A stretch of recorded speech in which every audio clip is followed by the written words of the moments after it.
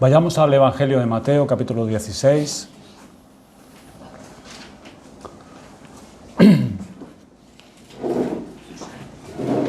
Capítulo 16 de Mateo, versículos del 13 al 17, vamos a estar leyendo.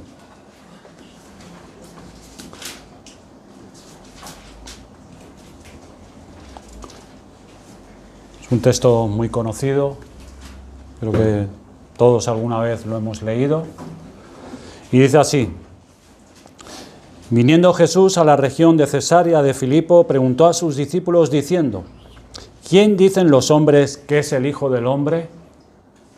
Ellos dijeron: unos Juan el Bautista, otros Elías, y otros Jeremías o algunos de los profetas. Él les dijo: ¿y vosotros, quién decís que soy yo? Respondiendo Simón Pedro, dijo: Tú eres el Cristo, el Hijo del Dios viviente. Entonces le respondió Jesús: Bienaventurado eres, Simón, hijo de Jonás, porque no te lo reveló carne ni sangre, sino mi Padre que está en los cielos. Vamos a pedir la ayuda al Señor. Padre nuestro que estás en los cielos, venimos a ti en este momento, dependientes, para pedir tu ayuda, para que podamos, por la obra de tu Espíritu Santo en medio nuestra, poder ver a Cristo como Él es, en nuestra debilidad y nuestra torpeza, para poder entender tu palabra, tu verdad. Por eso pedimos que ilumines nuestro entendimiento, que quites la dureza de nuestros corazones por la incredulidad y podamos ver a Cristo todo suficiente, precioso. Podamos verle en su deidad y su humanidad. Podamos verle como el poderoso Salvador que necesitamos. Padre, perdona nuestros pecados como iglesia. Perdona la dureza de nuestro corazón, nuestra incredulidad a tu voz. Perdona los pecados de aquellos que están fuera de tu reino y que serán acercados por tu gracia. Limpia a tu pueblo en este día. Haznos bien, bendícenos con tu palabra. Derrama de tu bendición sobre nuestra alma, para que podamos, así con tu verdad en nuestro corazón, bien abrazada y creída, podamos vivir de la manera que tú quieres y tú demandas de tu pueblo. Ayúdanos en esta mañana, ayúdame a mí para poder expresar tu palabra. Ayuda a los oyentes a oír de verdad para hacer tu voluntad. Te lo pedimos en el nombre glorioso de nuestro Salvador, Jesucristo. Amén.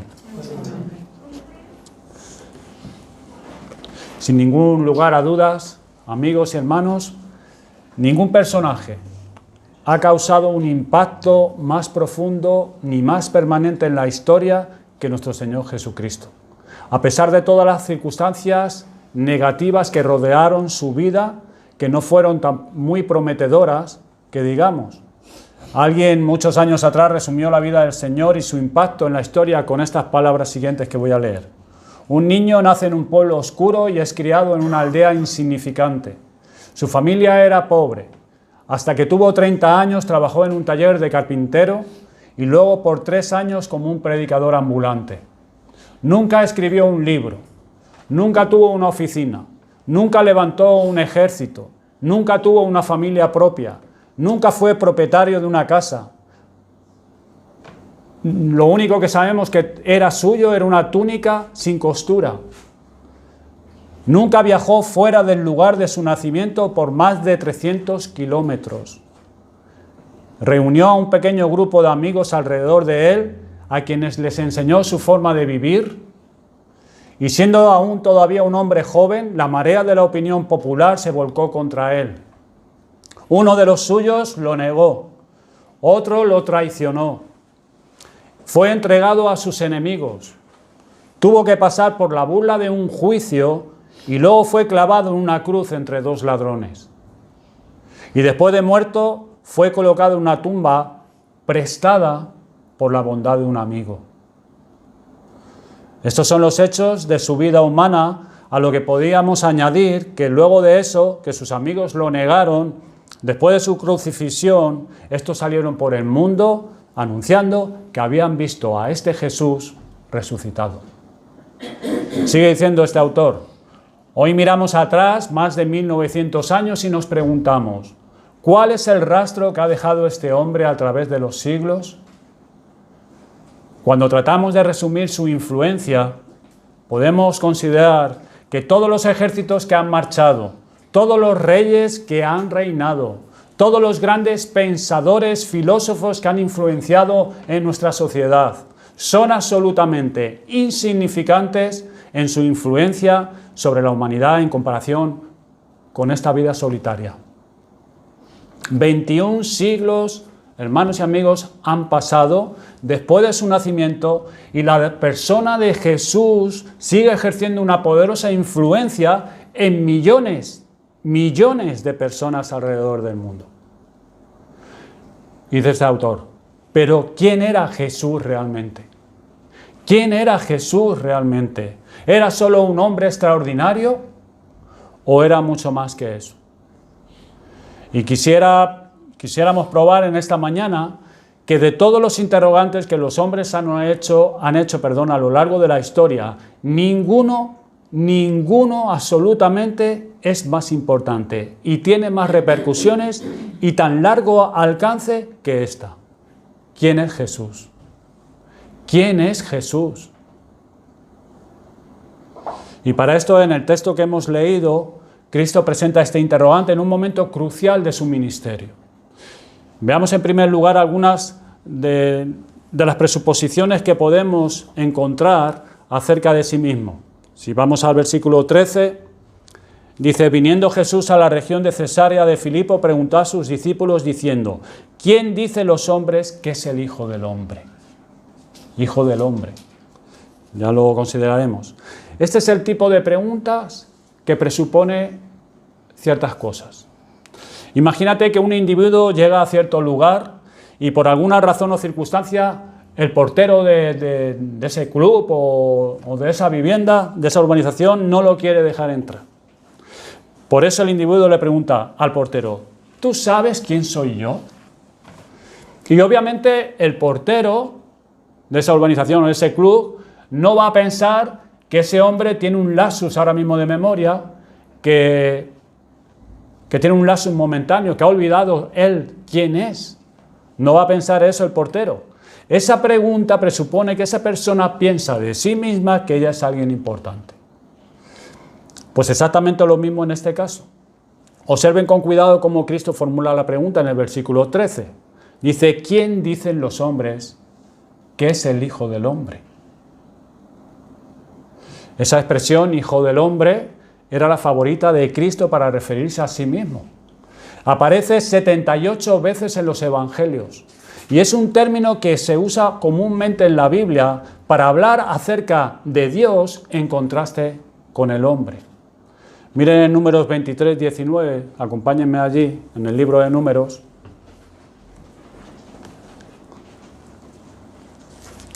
Pueden abrir las Biblias y buscarlo. Número 23.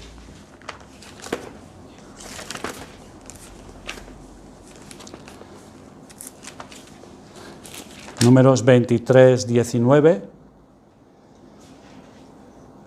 Dice el texto: Dios no es hombre para que mienta, ni hijo de hombre para que se arrepienta. Hay un contraste aquí entre el carácter de Dios y el carácter del hombre. El hombre miente. El hombre miente. El hombre toma decisiones apresuradas, que luego tiene que enmendar, que tiene que corregir. Pero Dios no es así. El carácter del hombre es así. Se precipita. Pero eso no pasa con Dios. Él no es hombre para que mienta, nos dice el texto. Ni hijo de hombre para que se arrepienta. De manera que cuando Jesús se refiere a sí mismo como el Hijo del Hombre, nos está diciendo que aparte de cualquier cosa que los hombres puedan pensar acerca de Él, nunca deben olvidar que Jesús era plenamente un ser humano. Un ser humano. Jesús era un ser humano y se identificó con la raza humana. Él era un hombre igual que tú, igual que yo, excepto en el pecado. Pero Jesús era un hombre humano. Y ha habido muchos escritores a lo largo de la historia que han escrito en contra de los evangelios, diciendo que los evangelios es una trama, es un engaño, es un fraude que se escribieron para engañar a los hombres, exaltando la divinidad de Jesús para negar que Cristo era un hombre. Pero lo cierto es que Jesús se presenta a sí mismo en el Nuevo Testamento como un ser humano. Jesús se presenta como alguien que se identificó plenamente con la raza humana. Y decir que los 4 evangelios que hallamos en la Biblia fueron seleccionados con el propósito siniestro de negar que Jesús es un hombre, lo único que muestra una vez más es la crasa ignorancia de dichos escritores acerca del conocimiento que tienen de la Escritura. Porque Jesús no negó su humanidad. Y de paso, hermanos, cuando una persona dice de sí misma, no te engañes, yo soy un ser humano, está presuponiendo con esa afirmación que es algo más. ¿A cuántos de ustedes se les ocurriría aclararle a sus amigos, ahora a Alexis, oye José, yo de verdad, mira, yo soy un ser humano? Pues cuando Cristo dice, yo soy un ser humano, Él está implicando algo más, que Él es. Esta expresión, hijo de hombre, también es usada por Jesús con la intención de mostrar que Él era el Mesías, profetizado en muchas profecías del Antiguo Testamento, especialmente en el libro de Daniel. Y desarrollemos esto, porque esta profecía es muy importante en este libro de Daniel. 6 siglos antes de Cristo, el imperio babilónico estaba reinando en el mundo entero. Y este imperio conquistó al pueblo de Israel aproximadamente en el año 586 a.C. Cientos de miles de judíos fueron llevados cautivos a Babilonia. Entre esos cautivos se encontraba un joven llamado Daniel. Y estando en la nación de Babilonia, Dios le dio a Daniel una visión. Dios le profetizó cuáles serían los 4 reinos mundiales que habrían de gobernar el mundo desde la época de Daniel hasta la venida de nuestro Señor Jesucristo. Y en esta visión, Daniel ve estos 4 reinos, pero lo ve, se le presenta en esta visión de una manera simbólica, con unas figuras de animales. Y aparece el reino de Babilonia, que era el reino actual, reinante en aquellos días de Daniel. Y aparece como en forma de león. Luego aparece los medopersas, en una figura de un oso. Luego aparece Grecia, como un leopardo, y luego aparece el imperio romano, como una bestia que Daniel describe como espantosa y terrible. Y tal como fue profetizado, el imperio de Babilonia fue conquistado por los medopersas. El imperio de los medopersas, a su vez, fue conquistado por los griegos, comandado por un joven llamado Alejandro, y el imperio de los griegos fue conquistado a su vez por los romanos. Y dejadme deciros que estas 4 profecías son realmente sorprendentes, sobre todo tomando en cuenta el tiempo cuando se escribió esto. Cuando el profeta Daniel escribió acerca de los griegos, Grecia no era una nación poderosa. Grecia estaba dividida, llamado en ciudades-estados. En vez de ser un gran imperio, Atenas era una ciudad, Esparta era otra, Corinto era otra. Pero tal como Daniel profetizó, 200 años después de Daniel, el padre de Alejandro Magno, llamado Filipo de Macedonia, agrupó a los griegos en una sola nación, un solo ejército, y conquistó a los medopersas. Y Daniel la compara como un leopardo. ¿Por qué? Por su rapidez.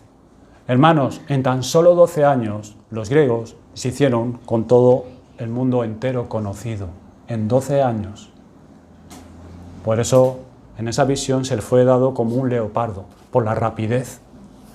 Pero más tarde Grecia fue conquistada por Roma. Y ahora Daniel en el capítulo 7, vayamos allí un momento, porque ahí vamos a ver la profecía. Daniel está detrás de Ezequiel.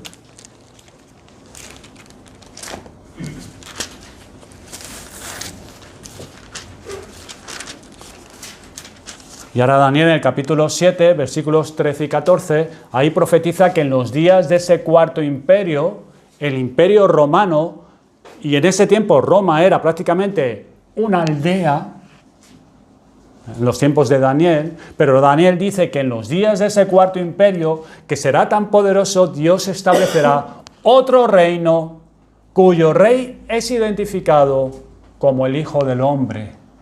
Versículos 13 y 14. Miraba yo en la visión de noche, y he aquí con las nubes del cielo venía uno como hijo de hombre, que vino hasta el anciano de días y le hicieron acercarse delante de él. Y le fue dado dominio, gloria y reino, para que todos los pueblos, naciones y lenguas le sirvieran. Su dominio es dominio eterno, que nunca pasará, y su reino uno, que no será destruido. Esa es la visión que le fue dada a Daniel. Noten el contraste. Aquellos reinos eran reinos bestiales, eran reinos crueles. Y no se engañen, pues los reinos de hoy en día también son crueles y son brutales. En cambio, este reino que florecería en ese cuarto imperio es el reinado del Hijo del Hombre, de un ser racional, de un ser justo. Aquellos reinos tuvieron sus límites geográficos, pero a este Hijo del Hombre, según hemos leído en el texto, le fue dado dominio, gloria y reino para que todos los pueblos, naciones y lenguas le sirvieran. Y eso es exactamente lo que tenemos hoy en día, hermanos. Cristo tiene seguidores en el mundo por millones y millones. Hay millones de personas que sirven a Cristo. Aquellos reinos tuvieron un tiempo de gloria, pero luego fueron conquistados unos por otros, hasta que finalmente Roma cayó también en las manos de los bárbaros. Y ya se extinguió ese reino de Roma, tan poderoso que duró tantos siglos, en manos de los bárbaros. Pero este reino del Hijo del Hombre, que Daniel vio en visión, posee un dominio eterno que nunca pasará. Es eterno. Es para siempre. Es un reino que nunca será destruido. Versículo 14. Nunca. El reino del Hijo del Hombre. De manera que cuando Jesús le pregunta a sus discípulos, ¿quién dicen los hombres que es el Hijo del Hombre? No solamente se está identificando plenamente con la raza humana. Él está diciendo, yo soy el Mesías del Antiguo Testamento que profetizaron los profetas. Yo soy el Mesías.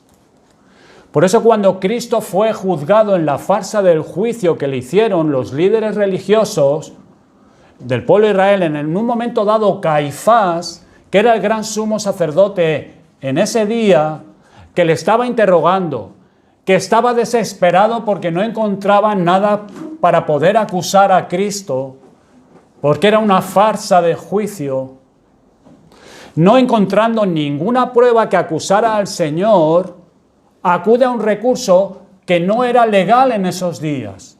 ¿Y sabe cuál era el recurso? Hacer que el acusado se incrimine a sí mismo.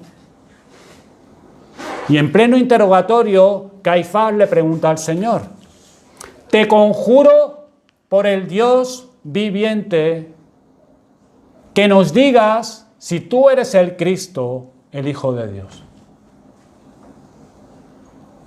Y Jesús le dijo, tú lo has dicho, y además os digo que desde ahora veréis al Hijo del Hombre sentado a la diestra del poder de Dios y viniendo en las nubes del cielo.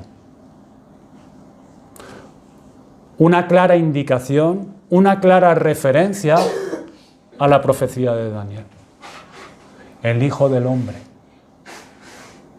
Así que aún en ese momento de su vida, cuando estaba a punto de ser condenado, Cristo aún seguía confirmando que Él era el Mesías del Antiguo Testamento. Por eso cuando Pedro le responde en el capítulo 16 de Mateo, tú eres el Cristo, el Hijo del Dios viviente, esta palabra el Cristo es el equivalente en griego a la palabra Mesías, que traducido al castellano es el ungido, aquel que Dios ha enviado, como profeta, como rey, como sacerdote. Y cuando Pedro le dice, tú eres el Cristo, el Hijo del Dios viviente, el Señor no le dice, no, Pedro, no digas eso, no exageres, yo solamente soy un hombre.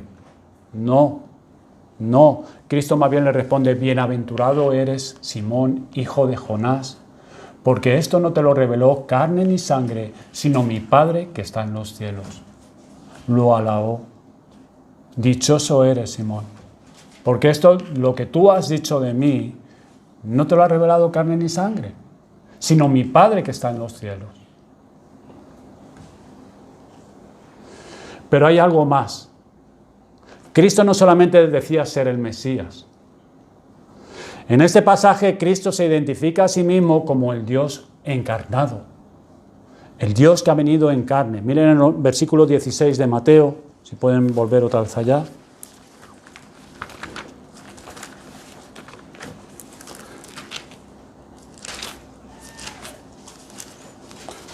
Dieciséis.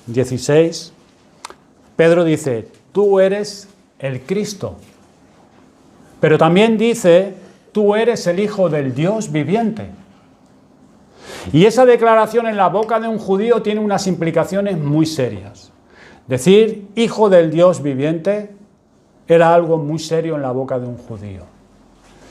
Lo que Pedro dice de Jesús aquí no es simplemente de que Él es un Hijo de Dios, como lo podemos ser tú y yo como creyentes. De hecho, Jesús nunca se presentó a sí mismo como Hijo de Dios, en el mismo sentido que los discípulos eran hijos de Dios. Por eso dice, bienaventurado eres Simón, hijo de Jonás, porque esto no te lo reveló carne ni sangre, sino mi Padre, no nuestro Padre, sino mi Padre que está en los cielos. Cristo nunca usó la expresión nuestro Padre. Después de resucitar, Él les dijo a sus discípulos, id ahora y anunciar que yo subo a mi Padre y a vuestro Padre, a mi Dios y a vuestro Dios. Yo soy, es como si estuviera diciendo, yo soy el Hijo de Dios en un sentido diferente de ustedes. En un sentido muy diferente de ustedes. Si Cristo es el Hijo de Dios y no un Hijo de Dios, lo que Él está diciendo claramente es, yo soy de naturaleza divina. Yo soy divino. No soy como ustedes. Y los judíos lo entendieron perfectamente, esa palabra que Jesús dijo. Un día en una ocasión el Señor Jesucristo sanó a un hombre y lo sanó en día sábado. Y los judíos eran muy estrictos guardando el sábado. Tan estrictos que habían llegado a hacer el día de reposo un día sin misericordia. Los judíos, por ejemplo, yo no lo sabía, lo encontré y me pareció muy interesante. Los judíos decían que si una gallina ponía un huevo en el día sábado, los judíos no debían comerse el huevo luego, porque esa gallina había violado el sábado, y a menos que el judío prometiera sacrificar la gallina para que pagara por su pecado, por su violación a la ley. Entonces sí se podían comer el huevo, pero tenían que comprometerse a que iban a matar a la gallina. Los judíos les decían a sus mujeres, ustedes no deben mirarse en un espejo en el día del sábado porque pueden verse una cana en el cabello y verse tentadas a arrancársela. Y arrancársela es un trabajo. Y en el día sábado está prohibido hacer cualquier trabajo. Si ustedes iban caminando por la calle y había llovido y había un charco y pisaban el charco y se manchaban el zapato de barro, ustedes no podían quitarse, no tenían derecho de quitarse el barro del zapato con la hoja de un cuchillo. Pero sí lo podían hacer si el cuchillo estaba dado la vuelta, con el borde del cuchillo. Eran increíbles los judíos, eran increíbles. Bueno, pues Jesús sana a un hombre en el día sábado. Y los líderes religiosos fueron a por Cristo para acusarlo que había violado la ley, el sábado. ¿Saben cómo Cristo se defendió en Juan capítulo 5, versículo 16? Diciéndole a los judíos, mi Padre hasta ahora trabaja y yo trabajo. Les está diciendo, miren, desde el momento que mi Padre creó todas las cosas en la creación y reposó en el día séptimo, eso no quiere decir que mi Padre ha dejado de trabajar. Dios sigue salvando almas hoy. Dios sigue preservando a su creación. Así que desde el día de la creación, mi Padre y yo hemos estado trabajando siempre, siempre sin parar. Y los judíos quisieran apedrear a Jesús. ¿Y saben cuál fue la razón que les dio para querer apedrear a Jesús? Porque tú te haces a ti mismo Dios. Versículo 18 de Juan 5. Lo mismo que nos ha leído antes el hermano José Gómez. Yo y el Padre uno somos. ¿Y qué hicieron los judíos? Coger piedras y querer apedrear a Jesús. Porque tú te haces a ti mismo Dios. Les estaba acusando. Por eso es que Cristo fue condenado en el tribunal a morir en una cruz por blasfemo. Cristo fue condenado a morir por blasfemia. Porque se hizo Dios, siendo hombre. Cuando el sumo sacerdote le acusó de blasfemia, lo que estaba diciendo es que Jesús era un farsante porque se había atribuido a sí mismo una dignidad que solo le pertenece a Dios.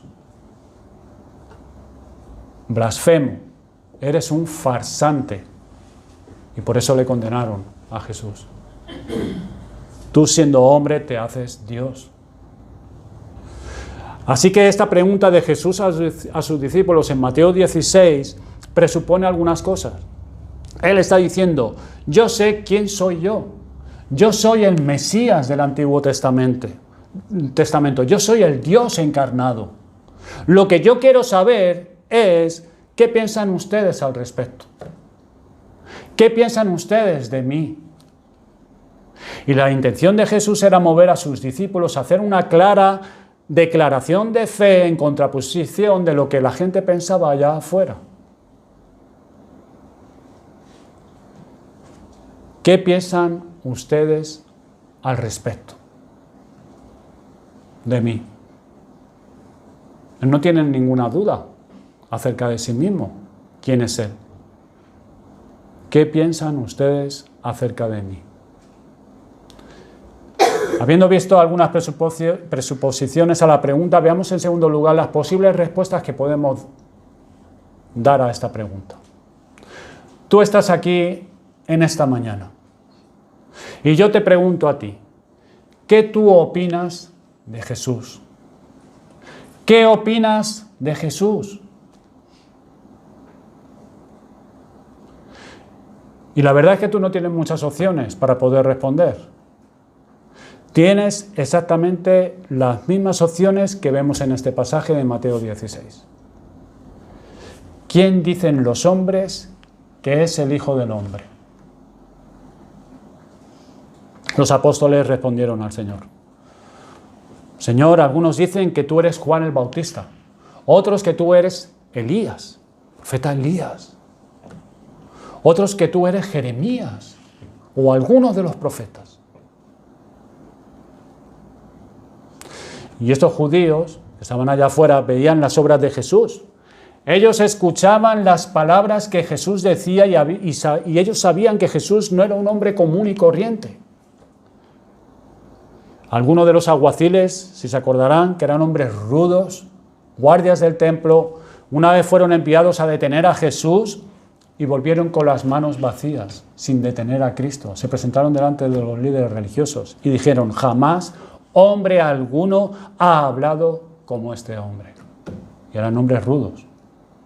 Jamás hombre alguno ha hablado como este hombre. Pero aún así no pensaban de Jesús lo que él pensaba de sí mismo. Imagínate que alguien te encuentra en la calle y te diga: yo sé realmente quién eres tú. Tú eres un mentiroso y un ladrón. Y tú has entrado por la noche en mi casa y me has robado. Tú eres un ladrón. ¿Cómo te sentirías tú si alguien te confunde con otra persona y te acusa de esta manera? Y desacredita tu reputación. Pues a nadie le gustaría eso, más siendo que no es verdad. La pregunta es: ¿por qué nosotros hacemos eso con Jesús? ¿Por qué nosotros hacemos eso con Él? Jesús nos está diciendo quién es Él.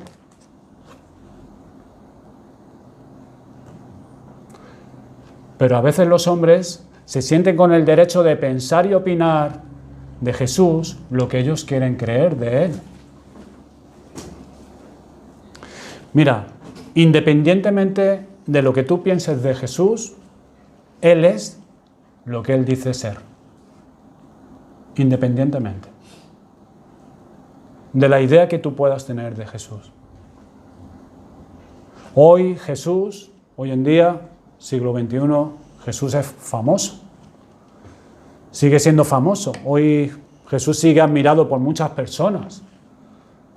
Mucha gente se siente atraído por Jesús.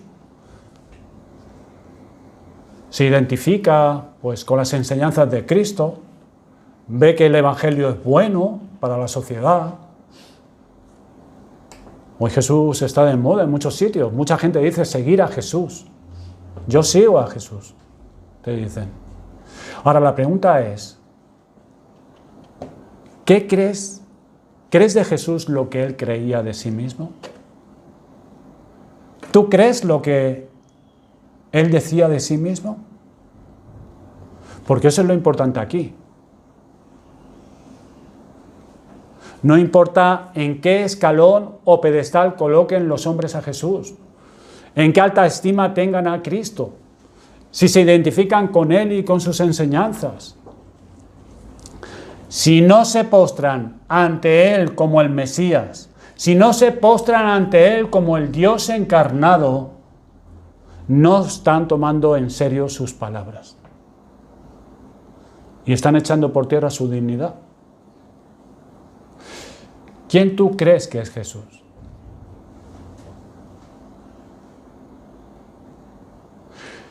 Mira, decir de cualquier hombre que es un gran maestro, que es un gran profeta, eso es un halago para cualquier persona. De cualquier maestro, decir es un buen maestro. Colocar a cualquier ser humano dentro de los grandes sabios de la humanidad es sin duda un gran honor. Hay muy buenos filósofos en las universidades, buenos catedráticos, buenos profesores de medicina, de derecho. Es un gran honor. Pero cuando se dice de Jesús que Él era un hombre extraordinario y un gran sabio, pero nada más, se está pisoteando a Jesús. Se está pisoteando su dignidad. Y lo hacemos, ¿sabes cuándo? Cuando rebajamos a Dios a un simple mortal, que es que le estamos robando la dignidad que Él tiene. Si tú hoy aquí piensas que Cristo es un buen hombre, un gran sabio, un gran maestro, estás pisoteando a Cristo. Lo estás rebajando. La única respuesta aceptable a la pregunta formulada por el Señor es la que dio el apóstol Pedro. Tú eres el Cristo, el Hijo del Dios viviente. En otras palabras, Pedro está diciendo: Señor, nosotros hemos creído lo que tú dices acerca de ti mismo. Nosotros hemos creído que tú eres el Mesías. Nosotros hemos creído que tú eres el Hijo de Dios, que ha venido en carne. El Dios encarnado. Jehová del Antiguo Testamento. ¿Qué dice el evangelista Juan al inicio de su evangelio? El capítulo 1, versículo 1 y el versículo 14. Dice, en el principio era el verbo era con Dios y el verbo era Dios. Y aquel verbo fue hecho carne y vimos su gloria.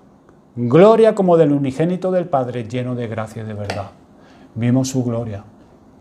El verbo se hizo carne. Amigo o amiga, las dos únicas respuestas posibles que tú puedes dar a la pregunta de Jesús son estas. O tú crees que él era un gran hombre o un gran maestro y nada más. O tú crees que él es el Mesías, el Hijo de Dios encarnado. No hay más respuestas. Estas son las únicas dos respuestas que tú puedes dar. Y bueno, quizás digas de ti mismo que eres de los que creen que Jesús es el Hijo de Dios, que digas que eres de los que crees que Jesús es más que un simple hombre, que bueno, pero déjame hacerte otra pregunta. ¿Actúas en consecuencia? ¿Actúas en consecuencia? Porque creer en Él no es otra cosa que aceptar sin reservas el testimonio que Él da de sí mismo y actuar en consecuencia. Eso es creer en Cristo. Creer en Cristo es creer el testimonio que da Cristo de sí mismo. ¿De quién es Él? Lo que Él dijo de sí mismo. Eso es que crees en Cristo. Que le estás creyendo lo que Él está diciendo de sí mismo.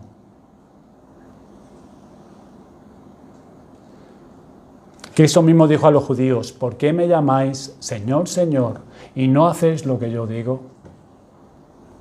¿De qué sirve que ustedes hablen de Jesús, que canten con los ojos cerrados en la iglesia, que cantemos acerca del amor de Jesús, si al final de cuentas tú y yo hacemos lo que nos da, lo que queremos? Lo que queremos. ¿Por qué me llamáis Señor, Señor, y no hacéis lo que digo? Miren, un hombre que dice de sí mismo, Él es el único camino al Padre, que Él es la verdad y la vida, que Él es la luz del mundo, que Él es, y solo Él, la puerta para la salvación. Un hombre que para sí mismo clama cientos de profecías del Antiguo Testamento. Un hombre que clama ser la encarnación de Dios. No puede ser tomado en cuenta a medias.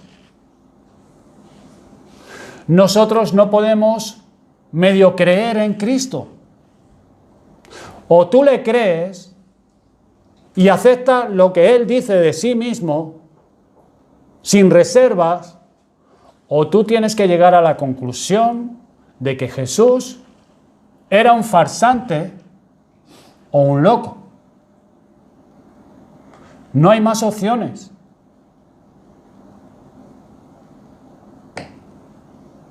Con Jesús no hay medias tintas, no hay 50-50, no hay. O Jesús era el Mesías, el Hijo de Dios, el Dios encarnado, la segunda persona de la Trinidad, o Jesús era un farsante o un loco de atar.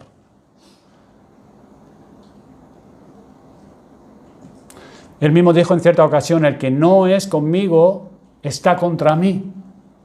No existe la neutralidad con respecto a mí, es como si estuviera Cristo diciendo, el que no está conmigo está en mi contra. Y ahora yo te pregunto otra vez, ¿y vosotros quién decís que soy yo? O sea, ¿y vosotros quién decís que es Cristo? ¿Quién dices que es Cristo? Y hemos visto las presuposiciones de esta pregunta y hemos visto también las posibles respuestas a esta pregunta. Ahora veamos brevemente la importancia de esta pregunta. Yo dije al principio del sermón, y me atreví a asegurar que de todas las preguntas que los hombres han podido hacer, todos los filósofos griegos, Sócrates, Platón, que ellos han formulado a través de los siglos, ninguna es más importante que esta. Y lo voy a explicar por qué.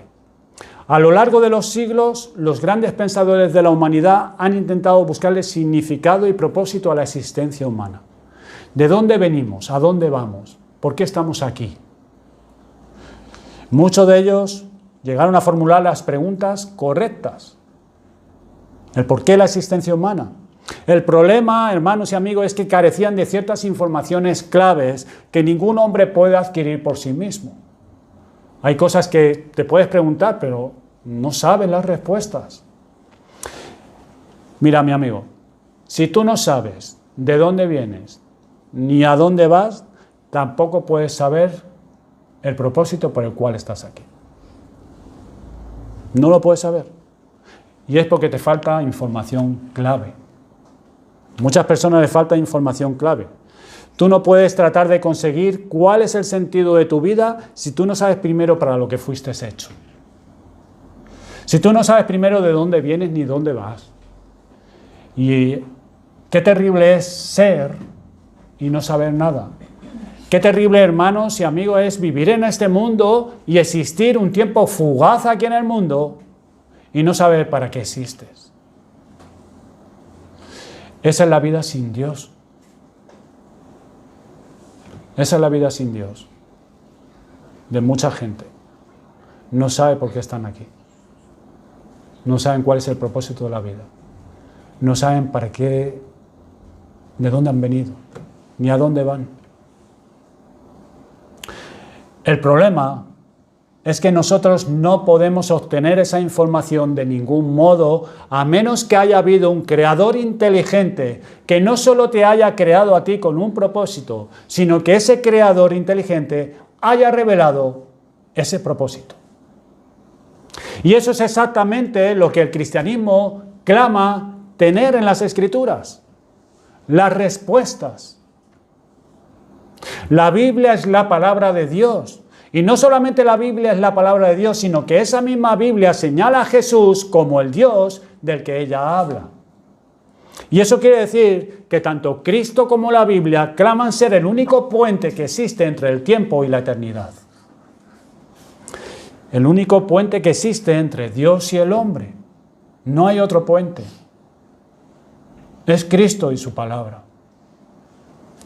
La Biblia dice ser una revelación del Dios eterno que ha irrumpido en este mundo natural para darnos respuestas.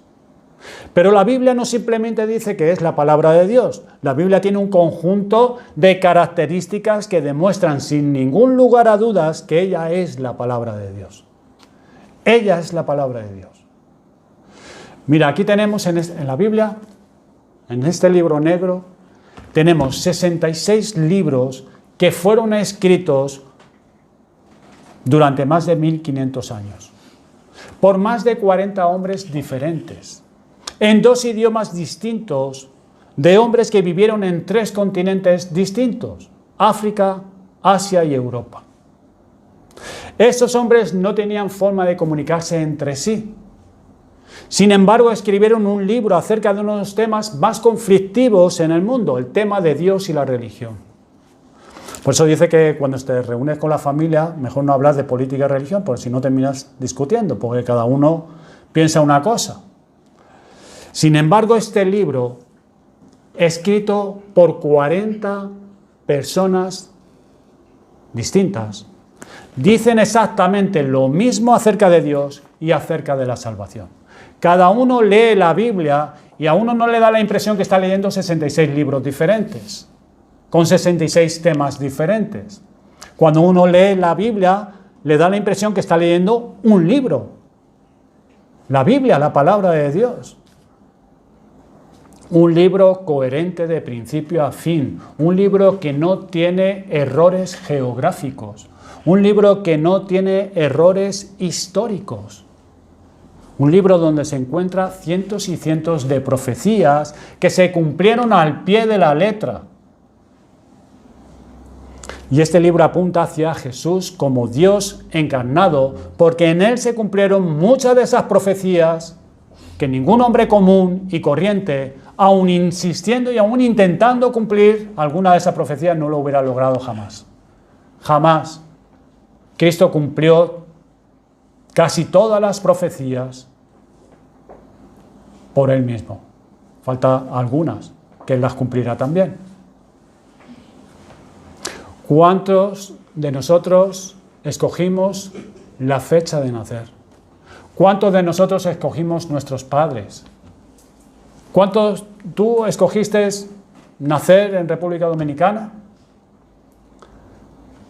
¿O escoger tus padres? ¿O escoger ser hombre o mujer? Ninguno de nosotros pudo elegir eso. Ni nuestro nacimiento, ni nuestros padres, ni nuestro sexo, ni el lugar, ni la fecha, ni la hora. Sin embargo, en el caso de nuestro Señor Jesucristo, Él nació precisamente en la fecha en la que en la Biblia decía que tenía que nacer el Mesías.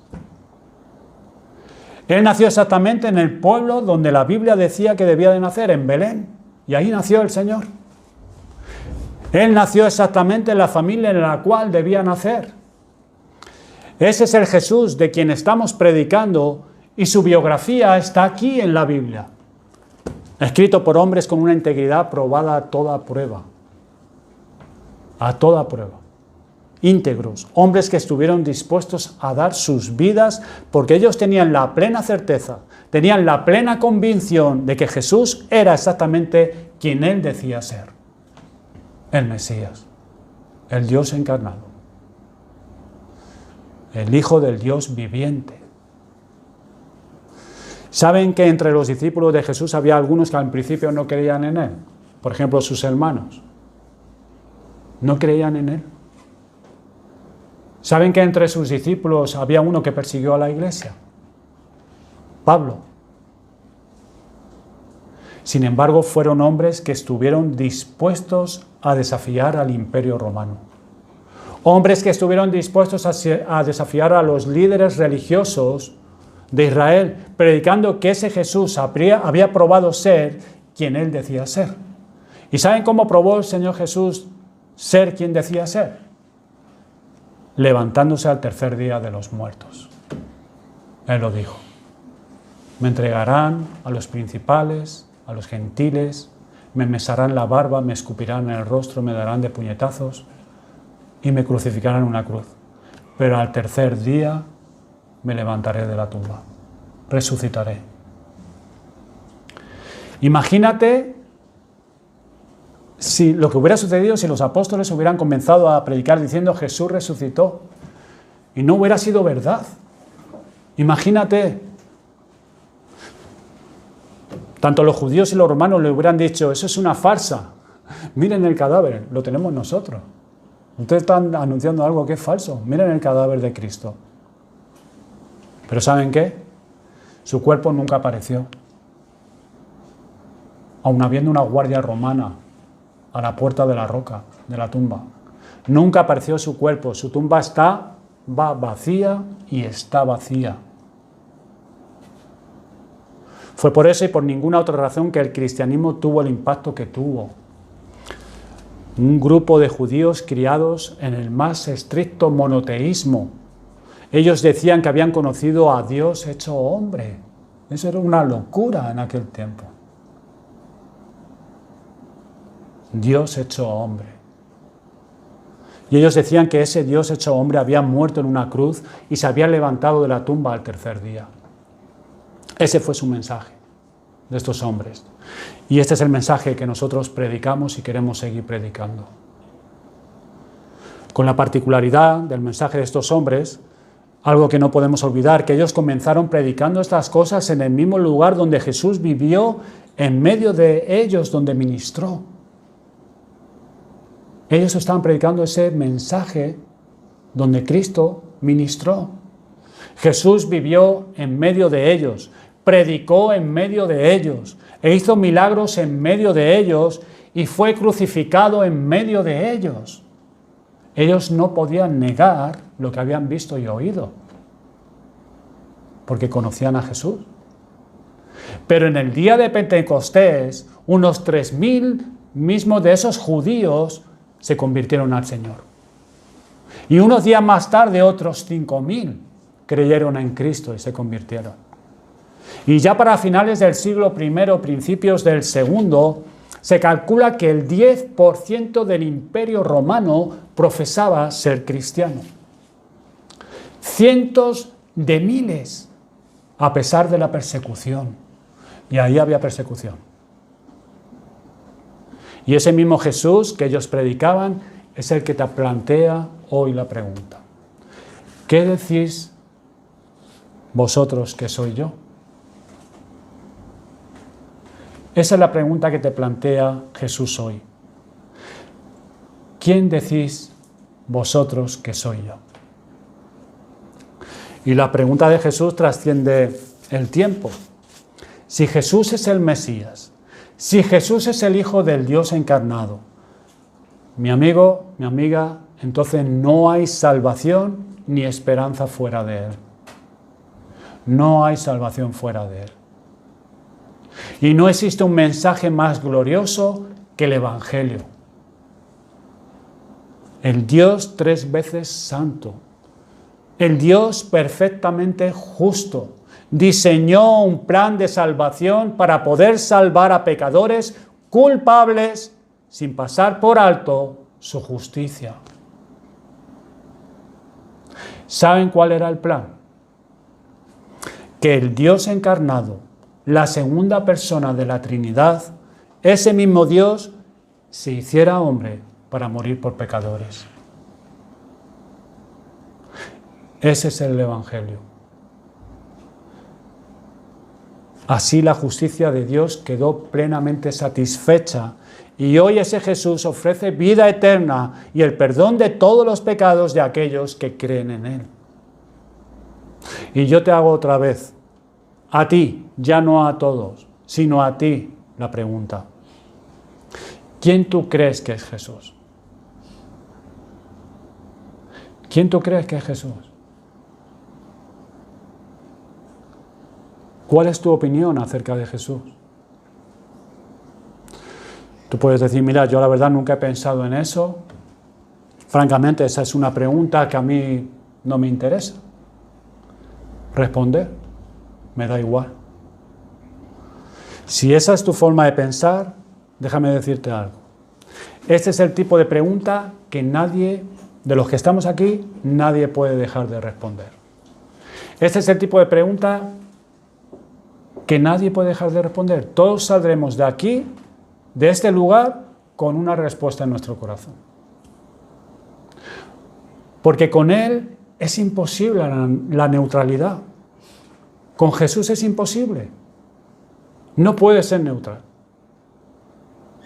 Si tú te vas de aquí sin postrarte delante de Jesús como el Mesías, como el Dios encarnado, ya estás dando una respuesta. Ya estás dando una respuesta en tu corazón. Tú estás diciendo, para mí Jesús, si no te postras ante Él, tú estás diciendo en tu corazón, para mí Jesús es un farsante. ¿O es un loco de atar? Esa es tu respuesta. ¿Quién es Jesús para ti? ¿Quién es? Porque si Él era el Hijo de Dios y tú sales de aquí creyendo en tu corazón que Jesús es un farsante o un loco que engañó a muchos, la Escritura dice, ay de aquellos que desprecian una salvación tan grande y que pisotean la sangre del Hijo de Dios. Ay de aquellos. Y si tú eres de los que dicen, mira, yo sería incapaz de pensar una cosa así acerca de Jesús. Yo creo que Él era el Mesías, yo creo que Él era el Dios encarnado, el Dios hecho hombre. Otra vez te pregunto, ¿tú actúas en consecuencia? ¿Vas a actuar en consecuencia ante esta afirmación que tú das en tu corazón? ¿Por qué me llamáis Señor, Señor, y no hacéis lo que yo digo? Dice en Mateo 7 que en el día del juicio muchos me dirán, Señor, Señor, en tu nombre echamos fuera demonios, en tu nombre profetizamos, en tu nombre hicimos muchos milagros. Fue en tu nombre, Jesús, que lo hicimos. Y Cristo dice, entonces les declararé, nunca os conocí. Apartaos de mí, hacedores de maldad. No todo el que me dice, Señor, Señor, entrará en el reino de los cielos, sino el que hace la voluntad de mi Padre que está en los cielos. Y yo te vuelvo a decir otra vez, ¿qué tú piensas de Jesús? Porque si tú crees que Él decía la verdad, si tú crees que Él es el Cristo, si tú crees que Él es el Hijo del Dios encarnado, actúa en consecuencia. Póstrate delante de Él. Reconoce su deidad. Reconoce su señorío. Pídele a Él que perdone todos tus pecados. Entrégale tu vida. Porque Él es un poderoso Salvador. Tan poderoso que aunque tengas el corazón de piedra, Él puede convertirlo en un corazón de carne. Allí sentado donde tú estás, puedes clamar a ese Cristo y decirle, Señor, yo no creo en ti. Tengo un corazón endurecido, lleno de incredulidad. Pero Señor, yo quiero creer. Yo quiero creer en ti. Ayuda a mi incredulidad, como alguien le pidió una vez a Cristo. Ayúdame en mi incredulidad. Yo quiero creer en ti. Él es un poderoso Salvador y Él puede darte en esta mañana arrepentimiento y perdón de pecados. Te lo puede dar si se lo pides. Pero tienes que pedírselo a Él. Yo no te lo puedo dar. Tienes que clamar a Él. Tienes que suplicárselo a Él. Sabiendo de antemano que Él ha dicho, yo no voy a desechar a nadie que viene a mí. Al que a mí viene, yo no lo echo fuera. Pero tienes que pedírselo.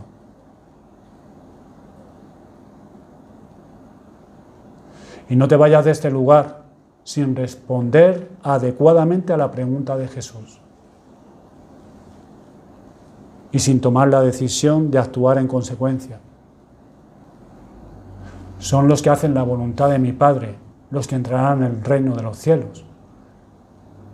Y la voluntad del Padre es que creamos en Jesús, que Él es el que dice ser. Pídeselo a Él. Pídeselo, suplícaselo. No pares hasta que Él perdone tus pecados y te dé el arrepentimiento que tú no tienes. Vamos a orar.